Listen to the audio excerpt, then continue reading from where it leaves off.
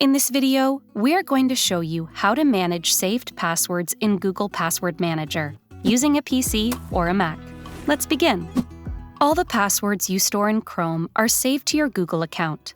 It gives you an option to manage your saved passwords when using a computer that does not have Chrome installed. To manage your saved passwords, open your preferred web browser on your PC or Mac and go to passwords.google.com. You will see a page with your list of saved passwords. Again, tap on the website you want to change the password for. Here, we see again that the password is obscured, but that doesn't stop us from deleting it and entering a new one by tapping on Edit. Enter your new password and confirm the edit. If we want to lose the website from our saved list, just tap on the Delete button and confirm the deletion. Now, if you want to export this password for any reason, we can tap on the icon that looks like two stacked pieces of paper to copy the password to our clipboard for export. That's it.